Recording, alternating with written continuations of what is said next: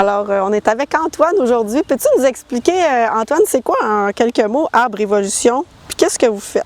Bien, Arbre Évolution, c'est une coopérative de solidarité sociale. Ce qu'on cherche à faire, c'est d'utiliser le marché du carbone pour financer des projets de plantation avec des municipalités ou en milieu agricole comme ici où on est aujourd'hui dans le programme Carbone Riverain où on va, dans le fond, faire de la végétalisation de bandes riveraines agricoles chez des producteurs. Parfait. Puis c'est quoi le rôle spécifique des bandes riveraines? C'est dans le cas qui nous intéresse ici, c'est la séquestration du carbone dans les tissus végétaux, dans les arbres, dans les troncs des arbres, leurs branches, tout ça, mais aussi dans le sol.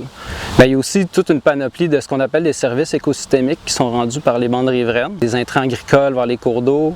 On parle de faire bénéficier la biodiversité aussi, biodiversité végétale mais aussi animale, en fournissant des habitats là, pour tous les oiseaux, les petits animaux qui peuvent habiter là. Stabiliser les talus aussi. Des fois, il y a des enjeux de décrochement, d'érosion du sol. Des glissements de terrain, Des glissements de terrain, oui, ça c'est comme l'extrême, là, mais à plus petite échelle, il y a les mêmes genres de processus qui se passent.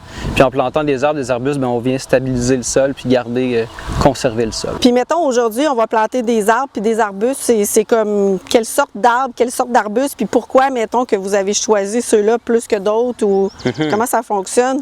Bien là, ici, on plante plusieurs sortes d'arbustes. Là. On a du noisetier, de l'aronia, du sureau, des rosiers, puis du physocarpe. Fait qu'il y a quand même une notion de biodiversité qu'on prend en considération quand on fait nos aménagements. On essaie d'inclure plus d'espèces que moins. Au niveau des arbres, on a le peuplier hybride, qui est un champion de la séquestration carbone, qu'on plante dans les aménagements carbone riverains.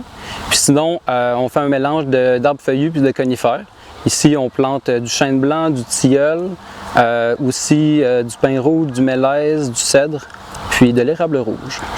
OK. Puis si je ne me trompe pas, dans le fond, vous choisissez vos espèces en fonction du sol que vous avez à aménager, là, j'imagine? Oui, c'est ça. Ben, en fait, on va choisir, comme tu dis, les arbres en fonction du sol, mais aussi, on va essayer de ne pas planter tous des arbres qui se ressemblent au niveau écologique. On veut avoir une variété, pas juste au niveau des espèces, mais au niveau du rôle écologique que les arbres vont remplir. Donc, des arbres à croissance plus lente, plus rapide, qui font des gros fruits, des petits fruits, etc. Donc, on veut varier. Ben, fait que là, Antoine, dans ce projet-là dont on parle, il y a combien d'arbres au total et arbustes qui vont être plantés? Oui, bien, arbres et arbustes, au total, on a un peu plus de 1200 arbres à planter. Oh, quand même, OK. Ouais. Puis là, peux-tu nous montrer un peu comment ça fonctionne pour planter chacun des arbres? Oui, bien là, ça dépend du format. Ici, on a juste le petit format comme ça, là, en petite carotte. Puis là, on a déjà fait les trous au préalable là, dans le paillis de plastique. Donc, on utilise l'outil plantoir comme ça pour faire notre trou. Rien de trop compliqué. Ensuite, on prend notre petite cellule ici, ça c'est un peuplier hybride. On défait un petit peu la motte, on va chercher notre trou. On met la carotte dans le trou qu'on vient de faire avec l'outil qui est exactement du même diamètre là. Ensuite, on remplit les poches d'air, parce que s'il y a de l'air dans le trou, ça peut faire pourrir les racines. On remplit un petit peu le trou en ne dépassant jamais le collet de l'arbre avec la terre, sinon il peut pourrir lui aussi. Un coup que c'est bien écrasé, on teste voir si c'est bien planté en tirant.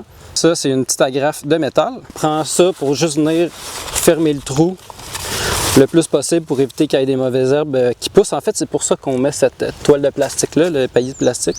Puis on va juste venir l'insérer d'un côté pour éviter que le vent pogne là-dedans puis fasse relever le plastique. Et c'est fait!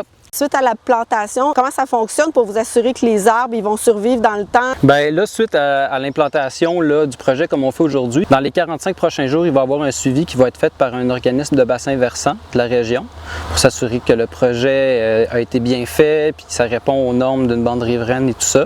Vérifier quelques aspects écologiques aussi, voir si les fonctions écologiques sont remplies. Puis ensuite, pour s'assurer de la survie des arbres, on a 3 moments d'entretien qui sont prévus dans les 10 premières années. Puis après ça, un entretien aux 10 ans. Donc, sur une période de 40 ans, il y a 6 entretiens qui sont prévus où on va remplacer les arbres morts. Puis on va aussi là, faire de la taille pour pas que ça pousse n'importe comment. Puis garder aussi le champ quand même libre parce que ça reste un champ agricole ici. Puis on ne veut pas trop perturber là, les activités des producteurs. Ça prend combien de temps pour qu'un arbre ou un arbuste soit capable de capter du carbone efficacement? Bien, les premières années, quand il est dans sa phase d'implantation, il y a une captation, mais c'est quand même plus négligeable, là. Mais à mesure que l'arbre va grandir, grossir, la croissance est un peu plus exponentielle. À partir du moment où il y a une bonne masse puis qu'il y a une bonne croissance, donc ça dépend des espèces, là, ça peut être après un peu moins de 10 ans dans le cas du peuplier, mais c'est normalement plus autour de 15 ans, là, il commence à avoir plus de séquestration. Puis ça, c'est quelque chose qui va continuer durant toute la durée de vie de l'arbre. OK.